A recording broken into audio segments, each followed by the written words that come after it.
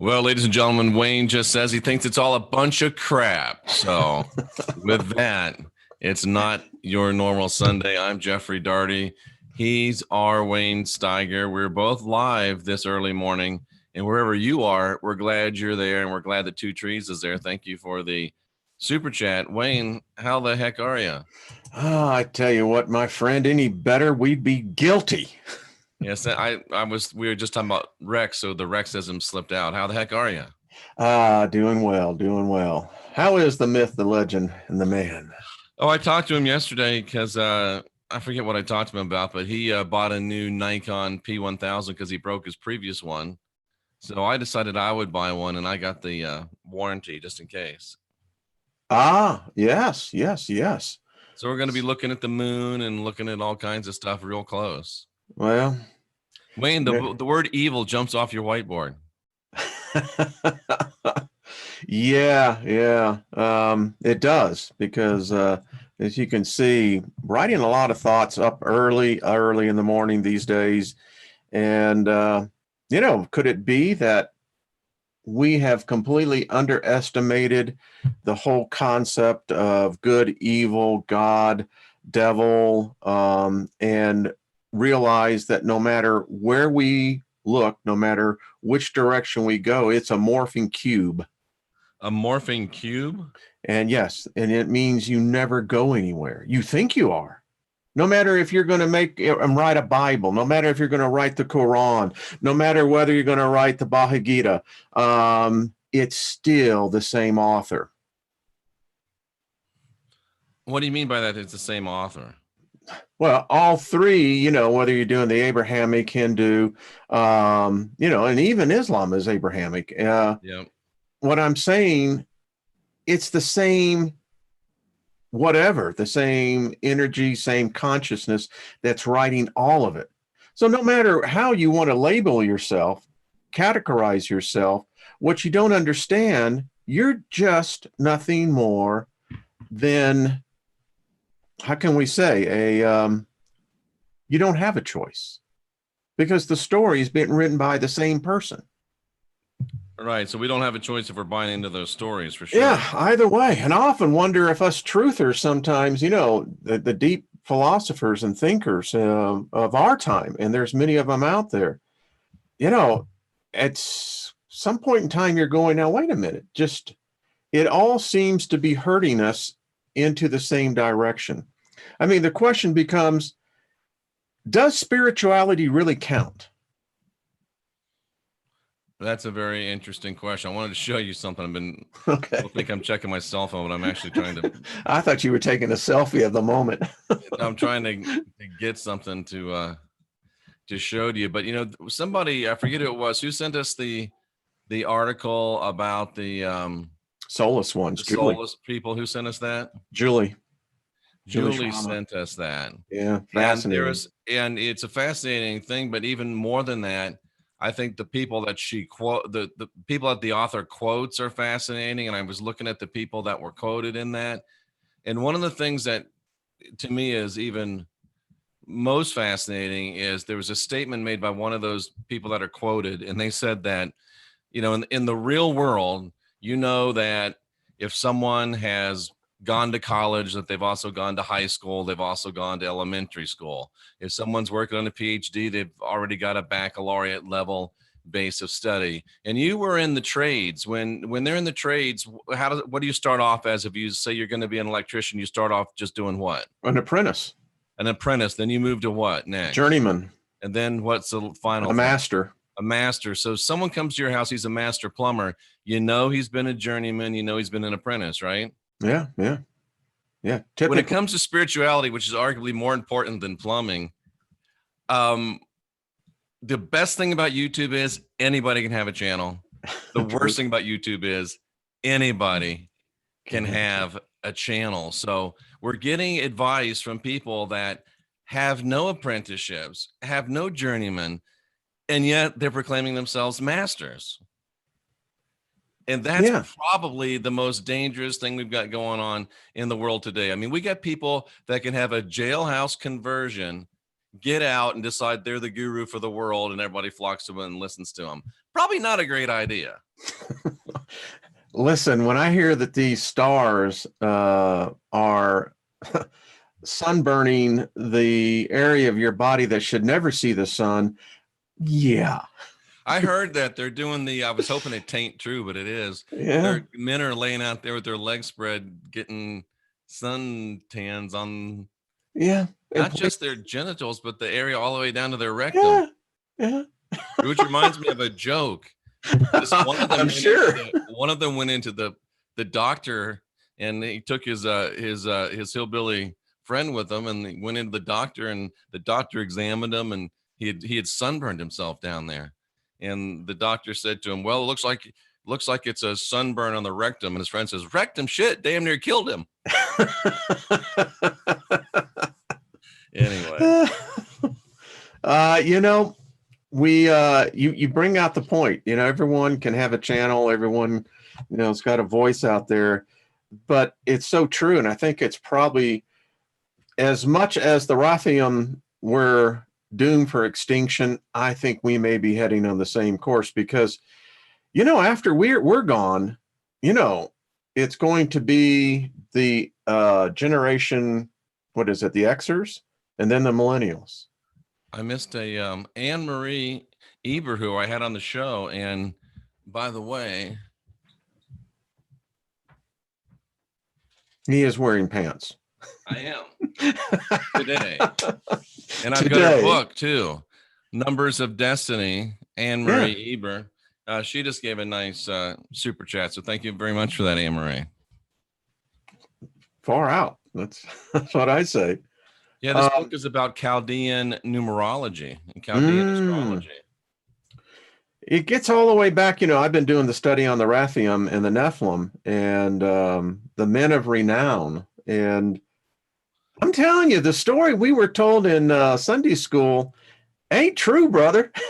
No, it's really not. No. But Wayne, what do we do with this situation where, and I'm not hating on anybody that decides they want to start a channel and starts one, even if they have no expertise, but we have to, the burden has to fall upon the people that are consuming the content. You've got to realize, okay, this person's interesting, they're nice, but we got to remember they got no experience, they got no journeyman, they got no apprentice, they're just here. So even if they say they're a master, we probably need to reconsider and just know who we're listening to.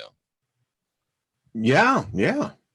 To quote a quote, let him who have ears hear, right? Yeah, exactly. Yeah. Speaking of experts, I've got Joseph Atwell, author of Caesar's Messiah, on tomorrow at noon. This will be his third time, so we'll get a chance to talk more with Joseph. And he's the author of this great book, Caesar's Messiah. Excellent book. It really is. It's one of the best books I've ever read. It's a good one. I recommended that to Roger over at Mud Fossil University. Did you ask him to come on your channel? Yeah. He's considering. He's a nice guy, I tell you. I haven't been able. I thought I tried to find his email and stuff and couldn't get a hold of him, but he actually listens to us. Oh, well, good for him. Well, Roger, come on both of our channels. We'd love to have you. Your information is fascinating. I don't know that I'm 100% on board, but I would really like to look at the evidence and let the audience see that evidence and let them decide for themselves. Yeah, I mean, what is the idiom? Seeing is believing. Right, but with these deep fake videos and stuff, we can't even trust that anymore, can we? Oh, I'll tell you what, we are in the age of confusion, and I often wonder if we're metaphorically building the second Tower of Babel, or has the second confusion come upon us? Yeah, that's interesting. It really is, trying to speculate and all that stuff. And I'm just trying to get as much data and information as I can, and present as much as we can to the people and let them decide for themselves. Yeah, I agree. Talking about the moon. Yeah, the moon. The moon is an enigma, isn't it? It is. It again played a role with the giants. They worship the moon. Wayne, what am I going to see? You've looked at the moon. What am I going to see when I start focusing that new camera on the moon? Well, you'll see, like others, the moon is a very crowded airspace up there. It And they is. keep telling us it's nothing. It's nothing. Don't worry about it. Yeah. Stay here and move along. The Chinese, they're keeping all of their data really tight of what they're doing over there on the dark side of the moon. And I think they're finding out secrets. I bet they are. I think they are. I think they are. It's just there's a lot that we don't know, that's for sure. And what we've been told isn't, most of it's not true. Yeah, I mean, you have so many people today who really believe that the moon landing was fake. Well, as I tell everyone, just if you have a university, a major university, go to their astrophysics department. Many times they'll do the experience with the experiment with their students, where you can actually shoot up a laser beam up to the surface of the moon and have it return back. I mean, that is something we put up there. And it's probably one of the best evidences. And chances are, with your camera, if you get really good at it and single in, you can even see, where we were up there. My belief on it right now, from what I know, is that we may in fact have gone, but what they showed us as going wasn't us going. Well, I had the honor and the privilege to fly next to Gene Cernan, the last man who stepped on the moon, Apollo 17, from a flight from Orlando to Houston. And yeah, I think people can believe what they want. Mm-hmm. But when you're talking to an actual individual that actually did it, yeah, it. And my dad worked for NASA. He worked on the Apollo missions. He worked on Gemini. He worked on Mercury. When he retired, he was passing off Aurora to the next generation there. So, yeah, I guess Wayne, a lot of our friends would say those are exactly the things that disqualify you, Wayne, from an opinion on this. Yeah. It also makes me an expert at it in another way. Isn't that interesting? Mm-hmm. That's true. That's true. Yeah, it does. Yeah. You see, I actually got to see those astronauts, those men that actually went up there. My dad knew Apollo 1. They knew Grissom and those 3 brave Americans that died in that. Is that fake? Are you going to tell me that their death is somehow hype? That's the absurdity of it. They want it both ways. You see, they want their opinion to say, well, we never went up there. But what about the deaths of those 3 astronauts that allowed us to understand the mistakes to get us there? That's actually a good question. I'd like to know, people that don't believe in the moon, that we went to the moon, was the death of the astronauts fake? Yeah. Well, I can tell you, I never met him. My father knew those bodies had to be recovered. Yeah. So, but I mean, there's just basic questions that bounce around in my mind, Wayne, like who was the first one to walk on the moon? One small step for mankind. Neil Armstrong. So Neil Armstrong's the first guy on the moon, but I wonder who took the freaking pictures of him coming down the ladder if he was the first guy on the moon. Well, it was the perspective of the lander. That's all it was. The camera was set up there to begin with. What you mean, the camera was there before they got to the moon? No, the camera was built part of the lander, the lunar lander that came down. But he was it looks to me like that camera was a long way away. But anyway, we could go round and round on that one. But I want to show you something. Look over Wayne's right shoulder. Look at his whiteboard. Oh. And, just look at that whiteboard and think about that whiteboard and how it's put together and stuff and, what's on it. And then, just for interesting comparison, I took a picture of my whiteboard. Let's see it. And let's see the differences between the whiteboards and what we can maybe psychoanalyze a little bit. So here's my whiteboard, Wayne. I love it. There's a little difference there. Mine's not quite as full, although mine's big. Mine's arguably 2 of yours. So yeah, see, I have one over on that wall that same size. You have more data, but And I've got a nice "I love you" up there from Cynthia, so she's wrote that. Love it. There you go. Yeah, I like this. You see, I this one gets used so often, but the thoughts, I love that. So what are you on? Leave it alone. Is that what I see? What's that?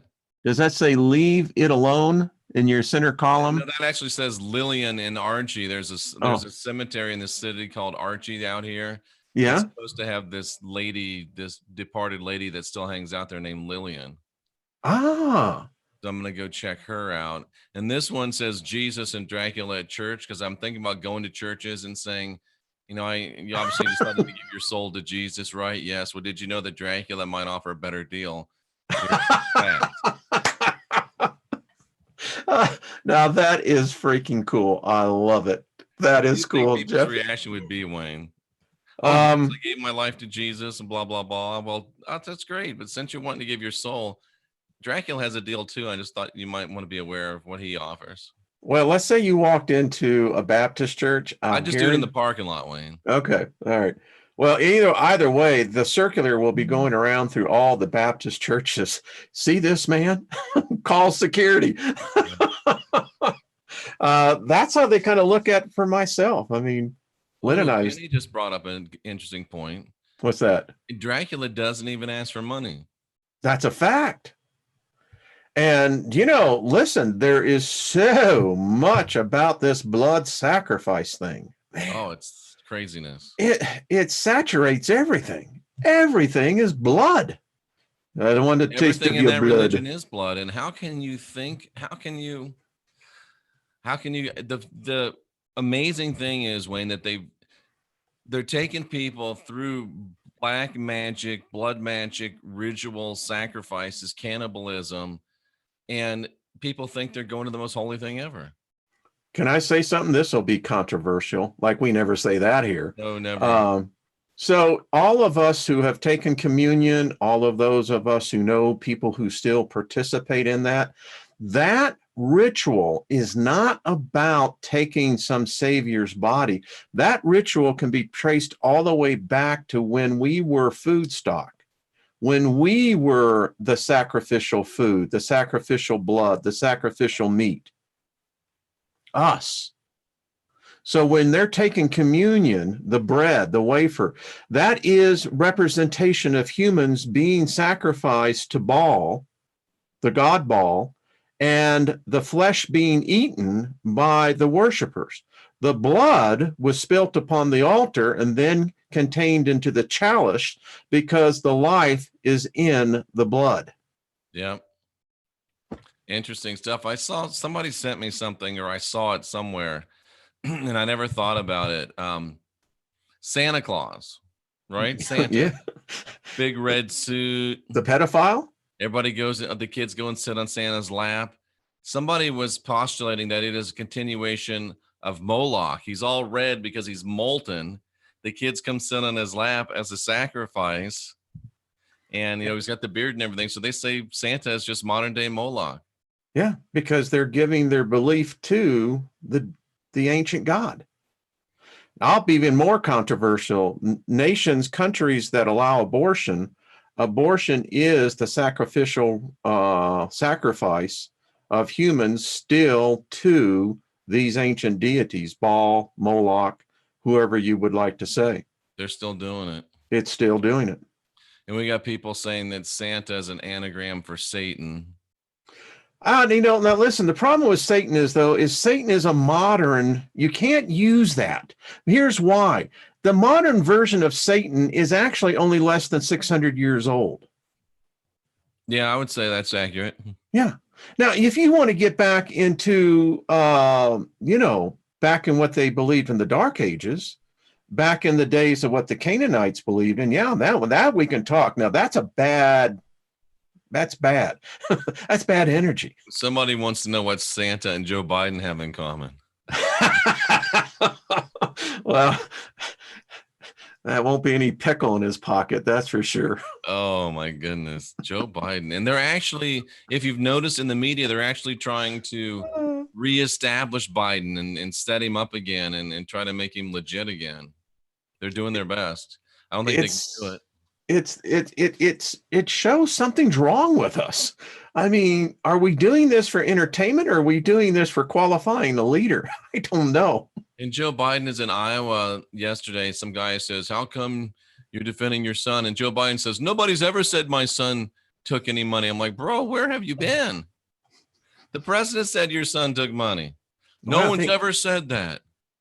Well, he said he was vice president in 76. I don't know what's wrong. Yeah, exactly. I went, well, wait a minute. Now, that was not part of my reality. I didn't know that he was Nixon's vice president. Yeah, I mean, we had fun with Agnew. I mean, come on, and people forget. Agnew. I remember him. Remember when they admitted him to the psych ward?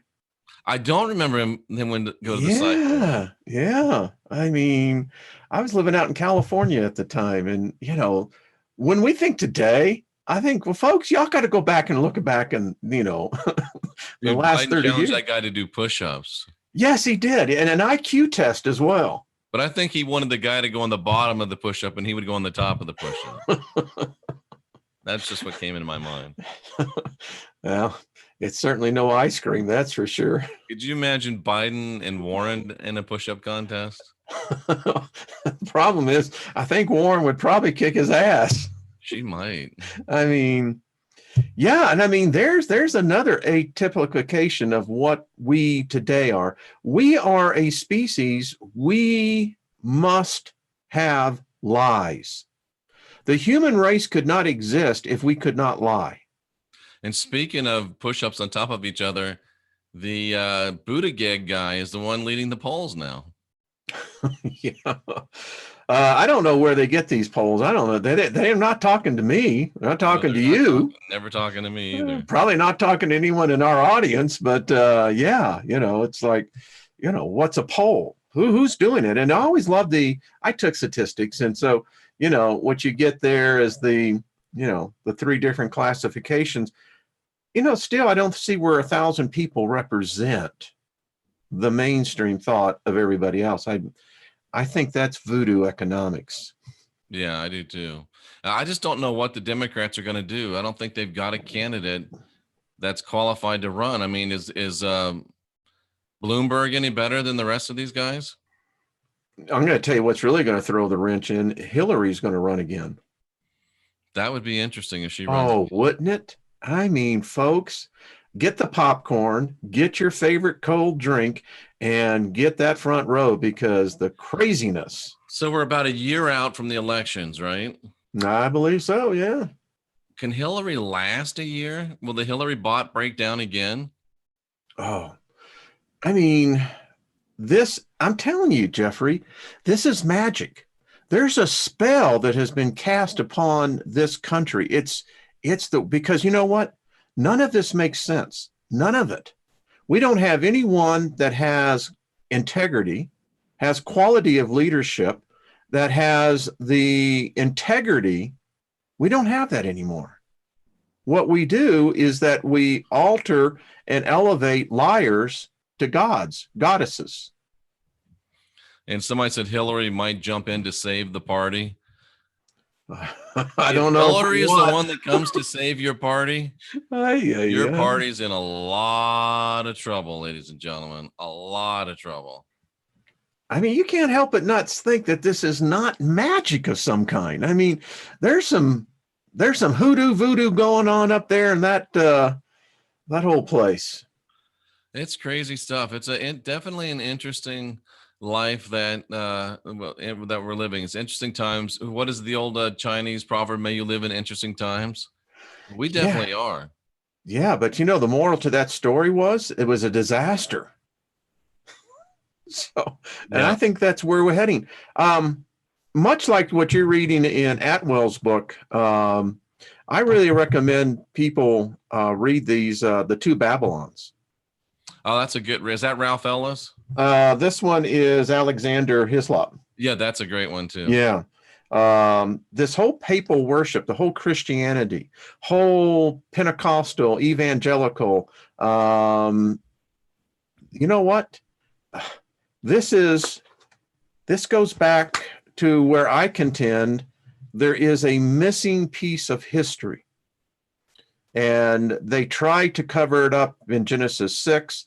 And recently I had a discussion, Jeffrey, with someone who was a minister and was asking me, well, did I realize that my renouncing Christ and the whole thing, that I was doomed to hell? And I said, well, it doesn't exist, but that's fine. I understand. And he came at me and he said, so what makes you so convinced that none of this happened? I said, here's the thing. I said, the Old Testament is actually a recounting of a story by Ezra when he was with King Atraxus, the Medo-Persians. And I said, so there's no book that exists. None. This is simply a memory of a man who wrote this to 5 scribes. So the whole Genesis story we now know was actually taken from the Chaldeans, who now we know really came from the Naga.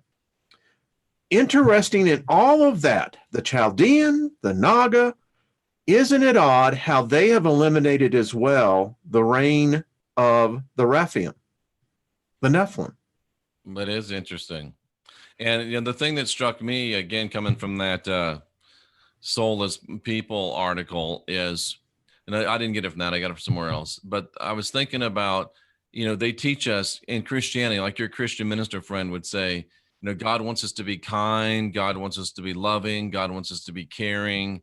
God wants us to be, not to be jealous, to be nice to people, be a good person. You look at the Sermon on the Mount and it tells you, what to do and all that. But let's look at God. Is the God of the Bible, does the God of the Bible live up to those attributes? And the idea came to me, Wayne, was when was hell made? And if you look at it, Genesis 2:2 says that by the 6th day, everything that God made was finished. He was done. So you know what that means? That means before God ever created a human, he had already created hell and had it already ready. Yeah. To torture people for eternity in this lake of fire. He already built that before he made any people. Is that kind? Is that loving? And if you're a New Age Christian, what type of intention was God projecting by making a hell before he ever made a human?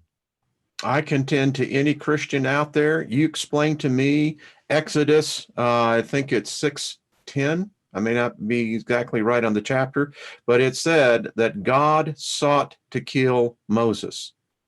Now, he also, God, why does he have to seek to kill him? Why doesn't he just go, bloop, you're dead? But wait a minute. If you and I sought to kill him, that's a sin. That send you to hell.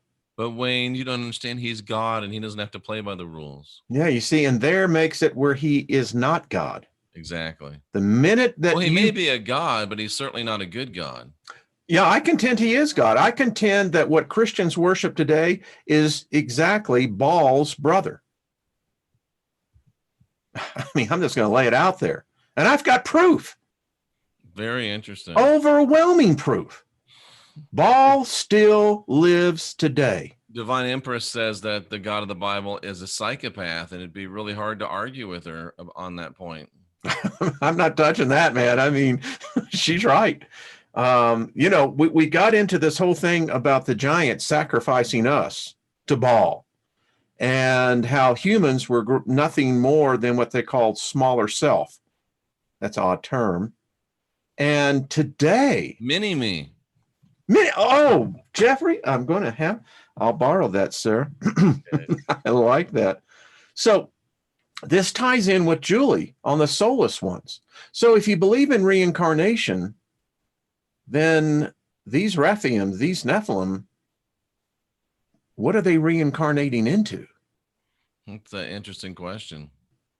And who are the dark ones? Tomorrow I'm going to be doing a thing on my live show on my time at noon, Mountain Time, on the dark ones. And it goes with what Julie was saying, the soulless ones. I contend that there are more people being born that have no souls. And I'll back this up to ancient Judaism in the Kabbalah. In the Hall of Gul, the Gauls, is the limited number of souls.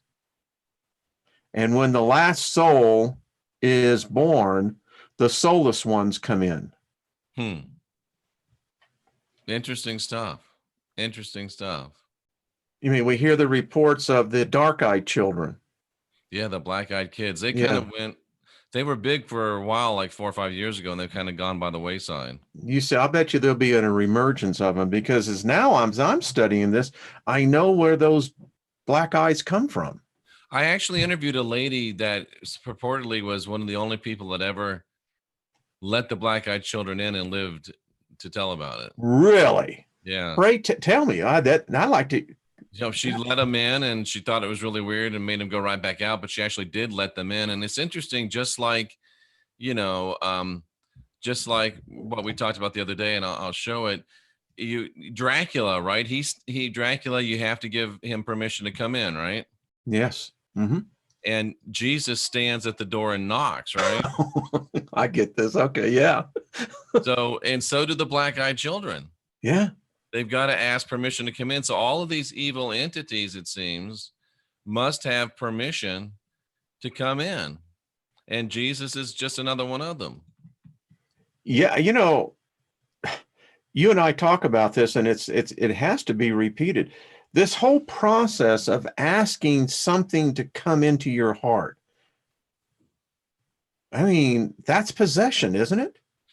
Not if it's in church, Wayne. That's my point. Yeah, except for, and you're church, going, it's holy. Yeah, so if I step outside the door, then it's possession. Yep, exactly. You got it. Okay, I just want to make sure what the rules are because it's a slippery slope here. But isn't that technical? And then to be baptized into a spirit, holy or whatever it may be. Wow, that's even more so, huh? Oh, yeah. I mean, I keep on thinking about this circumcision thing, and I'm going, I really hope that there's an out clause in this. You know what I'm saying? Because is there an out clause? Well, as this pastor told me, he said, well, he said, you are exactly what Peter spoke about in 2 Peter. What is it, 2 Peter 3? For those who profane the blood and the cross, it'd be better that they never been born. Oh, really? This guy was having this conversation with you, huh? Mm-hmm. Yeah. I said, what's your purpose here? Are you going to try to guilt me back into this thing? I said, that's the problem with the matrix that you're in. It's all about guilt. I said, it's all about, you're under the delusion that you have free choice. You don't have any choice at all in this by your standards, because either I accept or if I reject, it's the penalty. Well, that's not a choice. It's not a choice. What'd you call that? Would you call that a bribe? I don't know. Well, that's like having a gun pointed at you. I mean, yeah. It's like, well, all right. So if I go with you, you're not going to pull the trigger, but you're going to keep the gun to my head. I see. Yeah, it's ridiculous, the things that we actually believe. And people think I make stuff like this to like make people mad, but no, it's really, in an attempt to make people think. I mean, look at it. Jesus or Dracula. They both died and rose from the dead. They both hate crosses. Apparently they like the same hairstyles. Yeah. Dracula needs permission to come in. Jesus stands at the door and knock. They both require you to drink their blood. A lot of people forget that about Dracula. To become a vampire, you got to drink Dracula's blood too. You are right. And they both want you to die, and they both promise resurrection. But Jesus says that it's, in the sweet by and by someday in the sky after you die, and he brings you back in the same broke down body. Dracula will resurrect you today in eternal hotness. 6-pack, nice boobs, whatever you want, you'll have it. Plus, with Dracula, you can fly, shapeshift, disappear, and chicks dig you. And historically, there's more evidence that Dracula might actually be real than Jesus. If you got the resume and you're looking at the offer, you're going, okay, yeah. I mean, if you want to give your soul to somebody, you got options. That's all I'm saying. In fact, I saw this on a sign on a church. It says, Jesus is coming. Are you ready? And I just started laughing and I said, when? You know what? When Mary first heard that, I bet she was wishing he would have pulled out. Could have saved us all a lot of trouble. Yeah. And See, that you goes. got this person named the Father. You want to ask the Father to come in? I recommend people never let, you don't know his name, just the Father. Never let anyone whose name you don't know come into you. That's a rule of life. Yeah, I would go with that. Yeah. That's a rule of life. Yeah. Come all ye faithful, Oh, come all ye faithful. huh? Joyful and triumphant. Joyful and triumphant, no less. Is there another way to do that act, though, than joyfully? I don't know. So what is it now? I guess. Wait, what's the segue really fast? What's that? Well, it's getting sticky, you know. That's all I got to say. It really is. And triumphant. No. Yeah, anyway, interesting. So do you see where Osteen and Kanye are hitting the what is it? I think they're going up to Shea Stadium again. Hey, it's all about the money. You know, and that brings up a good point, because I found out that Ball had a treasure. Really? Yes. Did Ball? I just don't understand it. Almighty God, all powerful God, but he's always broke. It just doesn't make sense. How come somebody doesn't say, "Wait a second," like Captain Kirk there in front of the God? Excuse me, I have a question. Why is God always broke? I mean, come on. Why is he always broke? He's Jeffrey, got the cattle on 1,000 hills. He owns the hills too. Gold. He's bad with money. You know, you just brought a thought to me. I could have said this to Paula White when I was talking with her. Imagine if it was reversed. Imagine if you went to church and you got money. Oh, check that out. I'll tell you what, you would have it overflowing. I mean, wouldn't that be a God of prosperity? It would. I'm just saying, and gold. I'm not talking the paper money. That's worthless crap. I want the gold. I want the diamonds. You know, this thing that he says that his whole throne room is made of, and the floor. Yeah. Didn't they have something not too long ago in Pentecostal circles where people were getting like gold dust on their Bibles and stuff? Oh, really? Like actual literal gold dust. Oh, I have to see. If you can find, now that's something I'd go see. Gold dust. I'm going to go with my scale, you know? Yeah, that's what it was. I heard that they were getting some gold dust. Let's see. Gold dust falling in churches. When was this phenomenon? Let's see what it says. Manifestations of God's glory as gold dust. So this was from Praying Medic, Charlotte, North Carolina, taping a show. So yeah, apparently these guys are saying that gold dust is falling in their churches. Wow. God's glory will appear on you. Gold dust miracles. Is this charismatic gold dust miracles? Is this Metatronic gold? What's Metatronic gold? Isn't that the gold of the gods? I don't know, dude, but there's even pictures of it. Really? Yeah. Let's show us. I mean, I got to see this. I mean, let's see. I mean, find one here that supposedly I think of Stevie Nicks, Gold Dust Woman, you know, but wow. Now that why isn't it then overflowing? I mean, why isn't everyone coming in with a book and saying, here? Let's see. Yeah. And I wonder if anybody's ever cashed any of this gold. Yeah. I want to find out. I want to do like Pete Townsend, rain on me. Come on. Okay. So these are small pictures, but like, see, supposedly gold dust in church. Well, I'm going to tell you what, they're fools by doing that. I mean, collect it, go and get it analyzed. And well, that is only going to show that one picture, but there you can see the smaller pictures. This lady's got someone in her Bible. This guy's got someone in his palm. Oh, here we go. He's got someone in his palm. It's a miracle, Wayne, although it looks suspiciously like glitter. Yeah. And you know what they say? All that glitters. So the Bible, let's see on the Holy Book. Let's see what they got going there.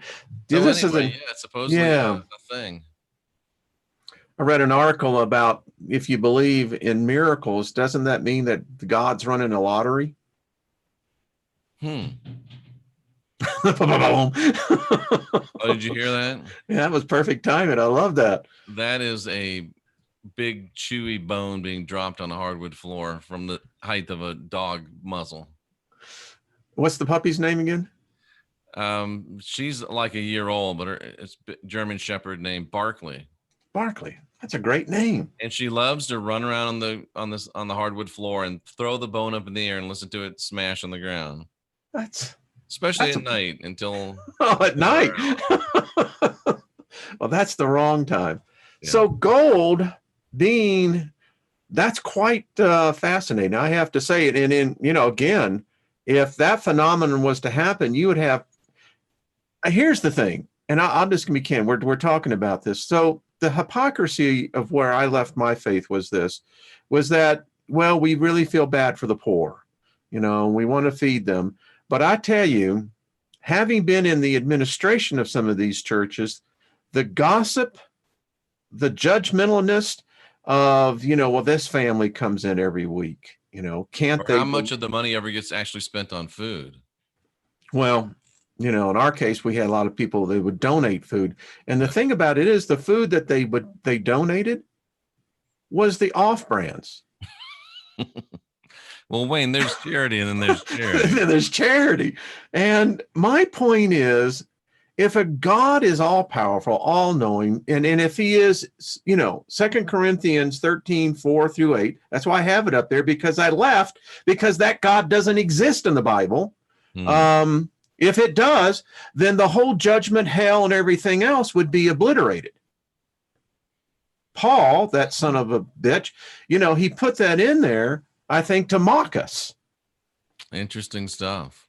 Well, it's just my personal opinion, but back to this whole point, why is there poverty? And people say, well, there's sin. Well, as the former Father Martin, who wrote the Lost Book of the King of Og, as he pointed out, he said, how could there be a Lucifer?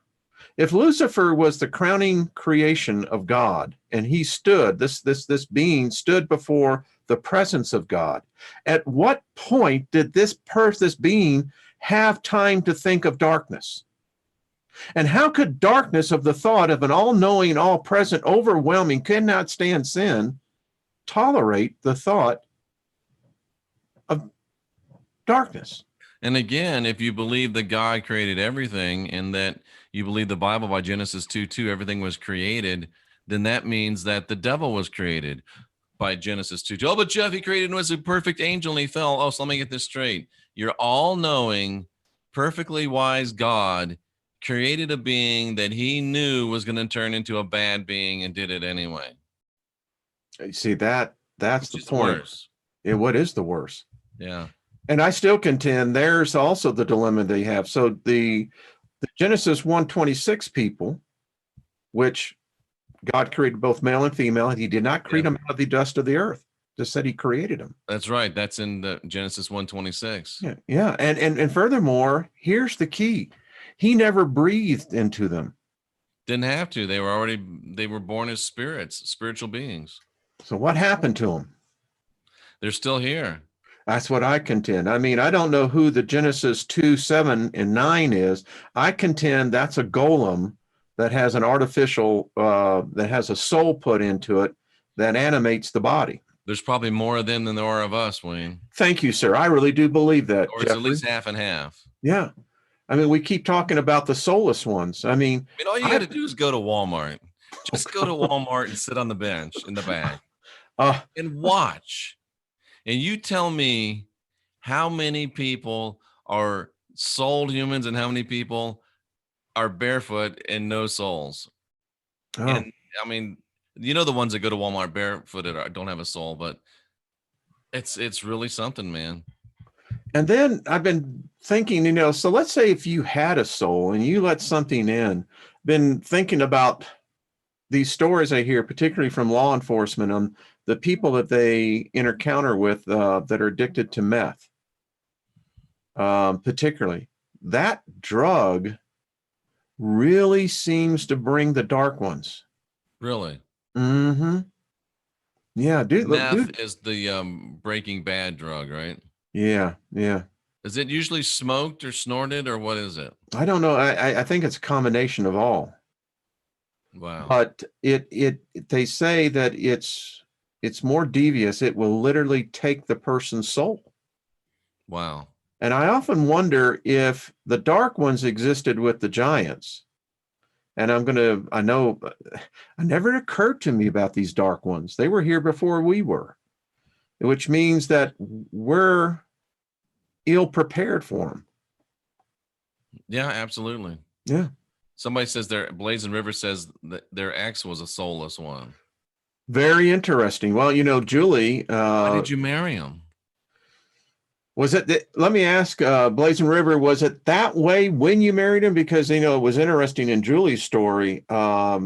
She didn't see it at first, if I recall right. If I read that correctly. If two meth heads start a relationship, are they speed dating or just messing around? I don't know. Yeah. Great. Yeah. So I guess there's new drugs I never heard of. Somebody said Flacca's the worst drug, and then somebody says no alligator's worse than Flacca. I never even knew that there was alligator or Flacca.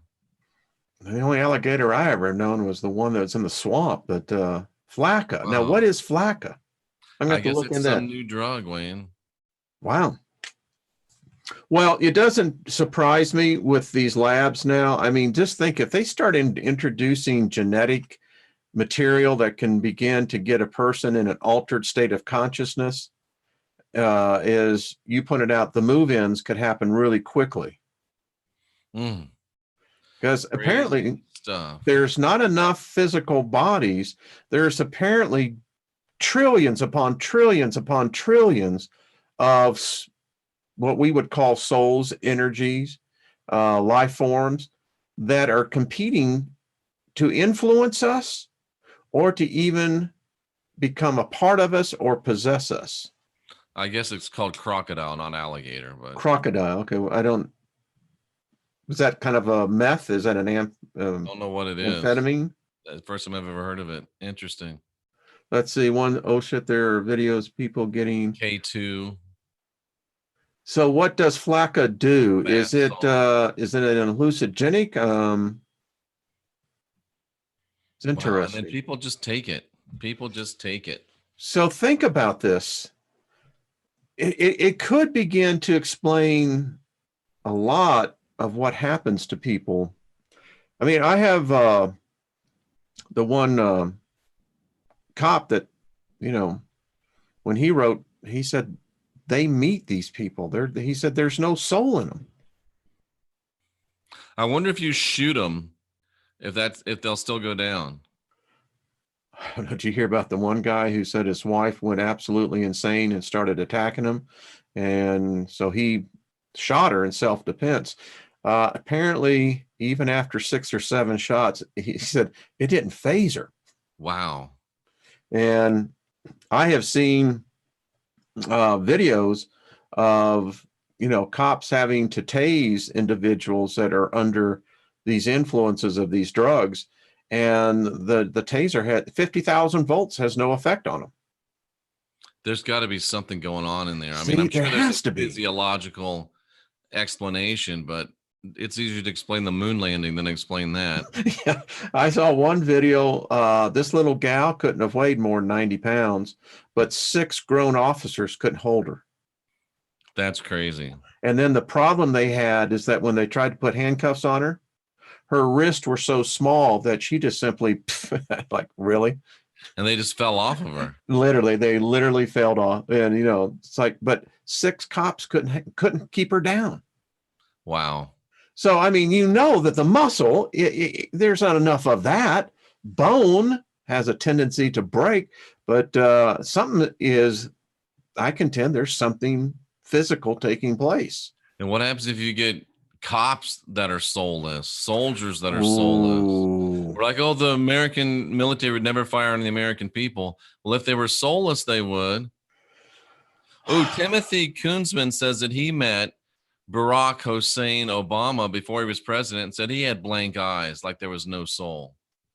It's interesting you say that, Timothy. I lived in Denver when they, what would the orientation, not the orientation, when you bring in a new king, what do you do? Inauguration. All right. That's president. It would be an orientation. Coronation. Thank you. I watched the coronation, and if you go back, Jeffrey, and it was in Denver. Yeah, it's when the Democratic Convention here is when they nominated Barack Obama, 2008. And if you go back and look at that stage that they had right out here at Mile High Stadium, that was Mount Olympus. Well, everybody had to be a mile high to vote for him. And we watched this, and there was the interesting thing. I swear, and I tell you folks, there was a spell that was cast over people. It was the most weirdest thing to see these people just becoming almost mesmerized by this individual. And I agree. I don't think he was one of us. So you think he was soulless? I think he also had some very, very powerful magic.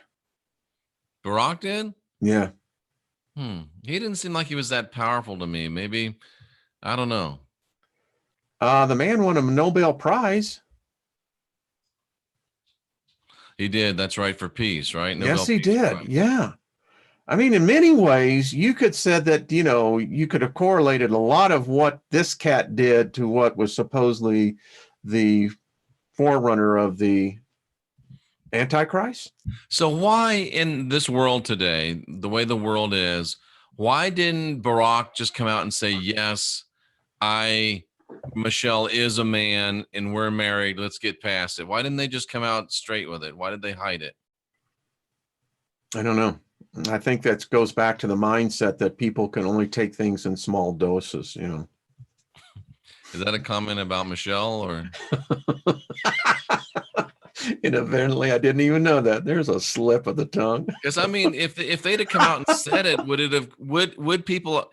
But you know what? Let's be honest. Since we're talking about this Buttigieg guy, right? Is that how you pronounce his name? Buttigieg? Like that. I just think it's funny that he's gay and the word "butt" is in his name. But anyway, no, it's a butt. Mayor of what is it? South Bend, Indiana, or somewhere? I think so. Yes. But anyway, they say he could be the candidate, but the problem is that black people won't vote for him. Black people have a hard time voting for gay guys. So I'm just wondering, would black people have voted for Obama if they knew that he was gay and if they knew that Michelle was transgendered? Would they have still voted for him? Good question. I don't know. Yeah, I don't know either. That's a good question. But why? I mean, the whole rumor was that he was a Muslim, pretending to be a Christian. Because blacks. Yeah. Well, there's no. I mean, I think there's a lot of evidence for that. Mm-hmm. Yeah. The other thing I always thought was weird is that he never wore his wedding ring. Trump doesn't wear a wedding ring either. That's interesting. Trump. Yeah. What is with that? Because it's. Are you married to something weird while you're in that office? Dude, I was married to a person for 16 years. And her name was Stephanie. And in 16 years, I never once called her Steven. We called Michelle Michael twice that we know of within 4 years publicly. You know what convinced me on that was when I saw the Ellen tape. Oh, yeah, that was that's really disturbing. I mean, folks, I that's probably one of Ellen DeGeneres' biggest. No, I wouldn't have Emperor Rex. So there you go, Smarty. But if he had what? I didn't read that. Something about would you have voted for Bush if you knew he was going to sacrifice those people at 9/11? I don't really get the analogy between being homosexual and killing 4,000 people, but anyway. I don't know. They had giants that were gay. Really? And they pirouetted right into battle. Big gay giants. Wow. They really did. Yeah. I am going to do that. Robert USN Vet says we have to have Joan Rivers on the Dead Comic Society, and we're definitely going to. She's the next one. She'll come on. And if you get a chance and see if Don Rickles is around. Seriously. I don't even know what I would ask Don Rickles. Oh, I have to look back at him. He was something. Well, he hung around with the monsters. He was the hockey puck guy, right? Yeah. Don Rickles. You couldn't go to his show where if you had a problem with racist, comments, you didn't go see Don Rickles. But the thing is that so why did they let us see Michelle's junk swanging on Ellen? I don't know.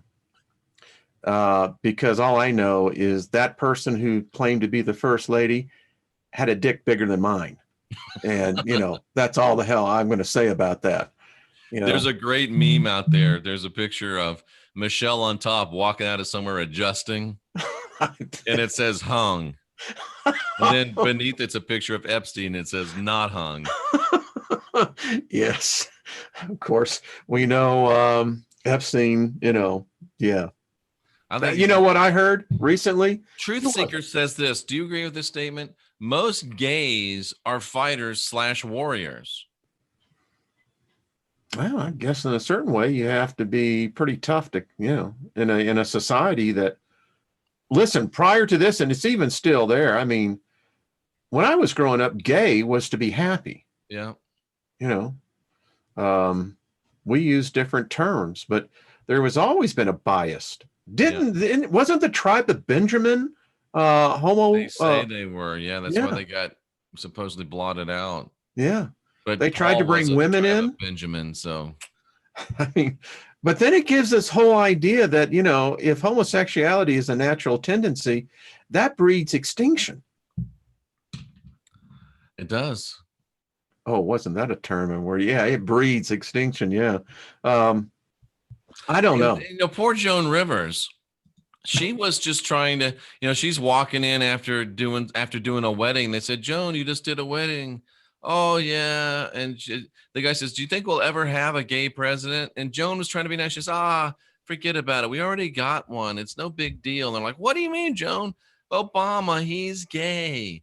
Yeah. Michelle is transgender. We all know it. It's no big deal. Get over it. And she didn't live another month. Well, yeah. Went in to get a polyp removed from her throat, and she's dead. Mm-hmm. Poor Joan. They killed her.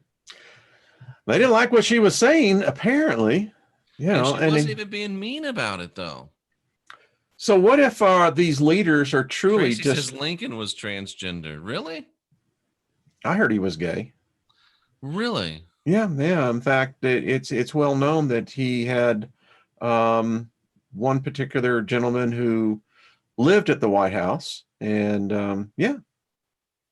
Interesting. But I knew that decades ago. I mean, it was probably one not the mainstream. You're not going to read in school, but yeah, he was gay. Well, if he was president, let's hope that he was at least a top, right? Well, yeah, I don't know. Mary, as I understand, his wife was preferred the company of women. Really? Mm-hmm. Interesting. Strong woman. I mean, yeah, go figure. Wow, there's a lot of interesting stuff we got going on here. What an hour. And Eric steps in and says all the presidents are gay. Well, that's a frightening thing. When I think about Lyndon B. Johnson being gay, I can't handle that crap. I mean, holy cow, I would just blow my mind. Cynthia makes a good point. She said that Joan Rivers' daughter was very vocal after the death of her mother for a little while. And then she realized, better zip it. Yeah, because she was going to be joining Mama. Yeah, she would be joining Mom. Yeah. Sons of bitches. Yeah. I don't know if Bill Clinton would have at least had to have been bisexual. I think probably Bill was. Yeah. I mean, he was a frequent flyer with Epstein. Yeah, maybe in more ways than one. Maybe more ways than one. Look what happened to Andrew. I mean, he got his ass kicked out of the palace. But I mean, I don't mean to go here, but you got these guys ready to impeach Trump. I'm still not sure they're going to actually do it. I don't think so. All of this about Trump because of this supposed phone call that nobody knows about. And Clinton got oral sex from a teenage girl in the White House, in the Oval Office, and they defended him. Yeah, wow. And I mean, it just stained the whole presidency. Not to mention, do you know that The if blue that poor dress. girl hadn't kept that blue dress with his semen stains on him, she'd have been like Joan Rivers. They'd have killed her. They'd have killed her. Yeah. That was her insurance policy. And she used it. Heck yeah, she did. Yeah, yeah. And good for her. She would. I think that's why you don't see Bill Clinton out in the public today. He is running scared. I think they're going to find out that it was the Clintons who put the hit on Epstein. Well, very well could have been. I don't think Epstein's dead, personally. No. That would be one of the biggest Elvis has left the room, right? The building. And here comes the Mensa comment of the day. Max says, everybody on YouTube is gay.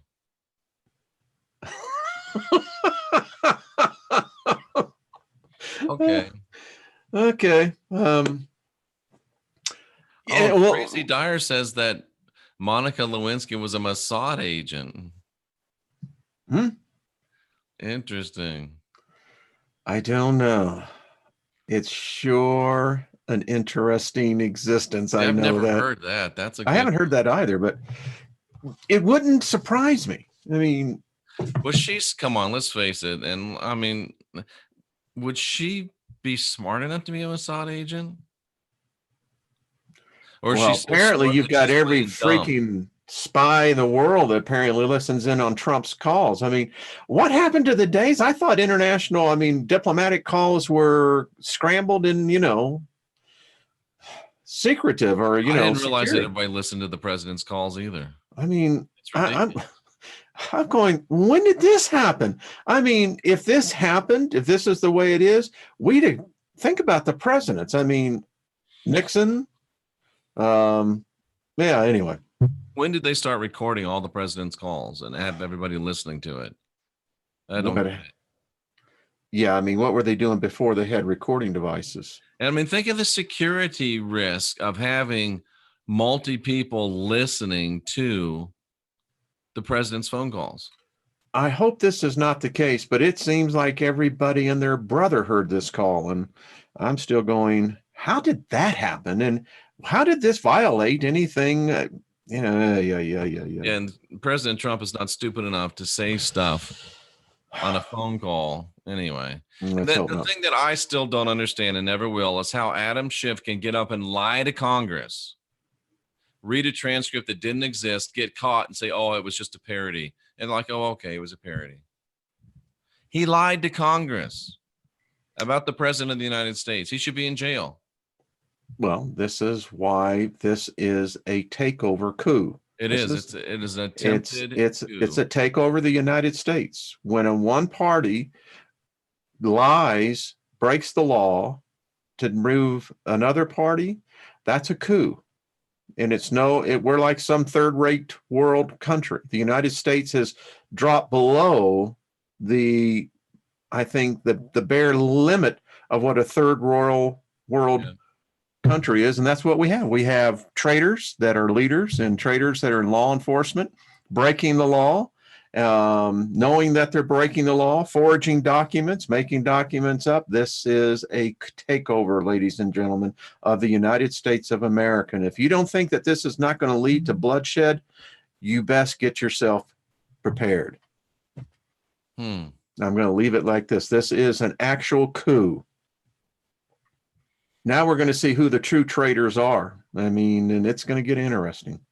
That's why I'm still holding out that they're probably not going to impeach him because that's a trial and Trump would be able to offer evidence. And I don't think they want this evidence out that Trump could offer. They're going to call Schiff the traitor that he is, and this fabricated evidence that him and Nadler and the rest of the Judiciary Committee has been participating in this coup. You are traitors. Every one of you are. You know that this is false.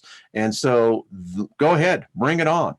Because, what about, there's and Robert was telling me about this yesterday. I forget which one it is. Article 3 allows the president to make Congress go into recess and go home.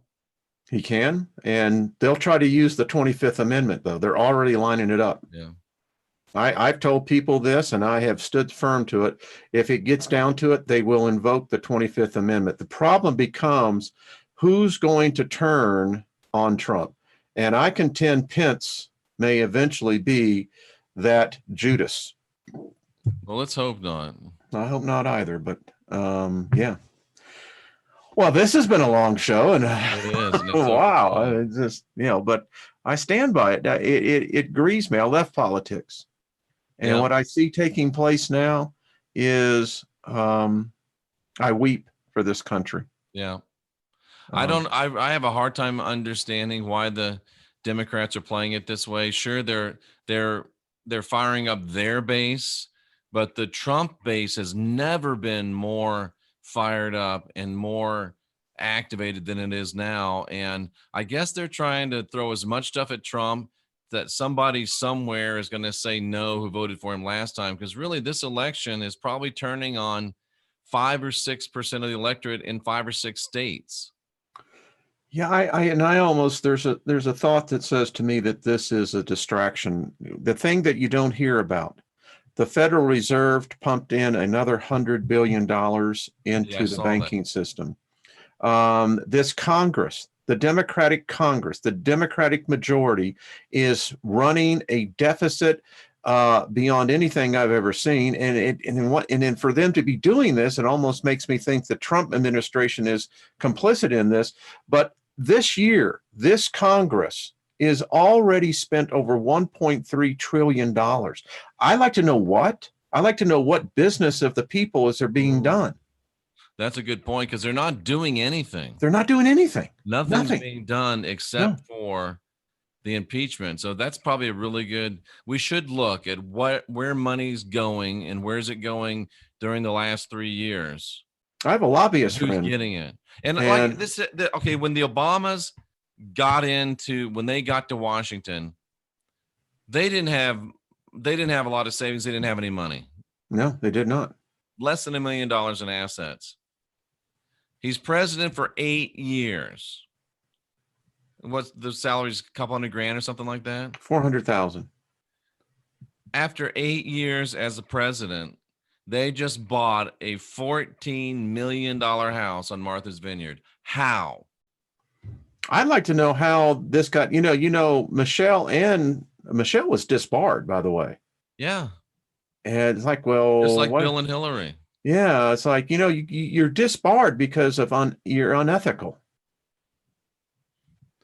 Anyway. How do you make all that money? And look at Pelosi. Worth what, 20, 30 million? How? Mm-hmm. How? Politics has been very, very good for us. Yeah. And then you got a guy like President Trump. He's worth 10 billion, and we know how.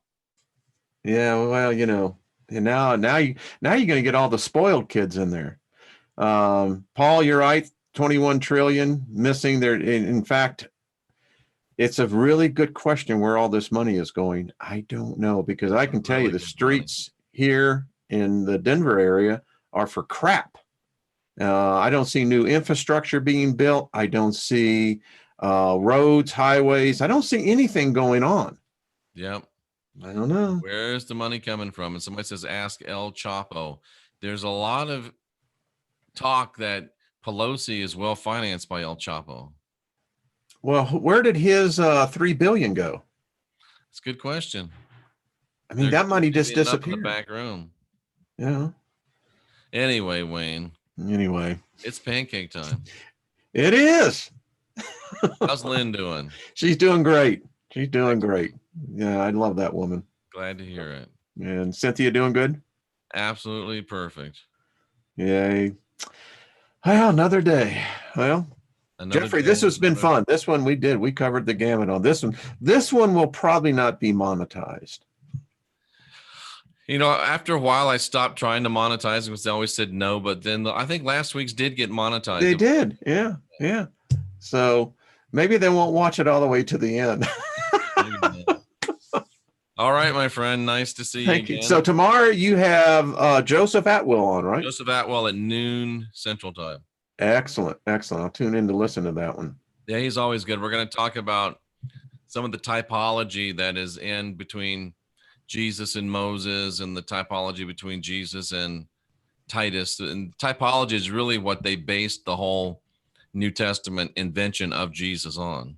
Excellent. By the way, Kent Humphreys, I told him about you, and I'll send an email for the two of y'all. Oh, perfect. I only saw about 2 minutes of that show. I need to go back and watch the whole thing. How was it? It was great. I like his approach. He was never a Christian. He was never growing up in a Christian home. He just started searching this thing out as, well, historically, there should be evidence. Good for him. Good for him. But I've got the feeling, Wayne, that the reason why the Democrats are so crazy right now is because they know that they can't stop, and I hate to say this, even they can't stop Trump from being elected. He's going to be elected. They're not going to be able to impeach him, and that only leaves them one option. So we need to pray. We need to send good energy for the protection of the president of the United States. Isn't it odd that I think there was 400, maybe more supposed witches that got together and were casting a spell against Donald Trump? I'm a witch, and I would love to get one of those bitches in a room and have a little discussion with them. It's like, folks, you do realize that if you send a spell like that and to the recipient, that those can be rebuffed. Yeah. And I think Nancy Pelosi starting her press conferences playing with her bracelet made of orange bullets. It's subtle. Yeah. Inference, ladies and gentlemen. Be prepared. This is a coup. Yeah. That's all I got to say. We're living in a time where the United States is actually living out this is a political coup. Have we ever had a president that had his own private security? No. Trump does. Absolutely. Doesn't trust the Secret Service. He damn sure does. He's got a taster too. Yeah. And the guy got sick the other day. Yeah, he did. And then interestingly enough, after that, Trump makes an unscheduled trip to the hospital. So there's probably already been an attempt to poison Donald Trump. Oh, I think there have been a number of attempts on the president's life. We just don't know about it.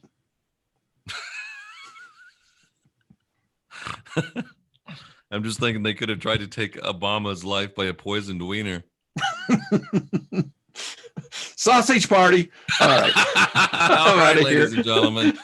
I'm Jeffrey Daugherty. He's Wayne Steiger. We should have left at least 45 seconds ago. At least. All right, Wayne. Good to see you. Thank you, Jeff. All right. Bye-bye. Adios. Bye-bye.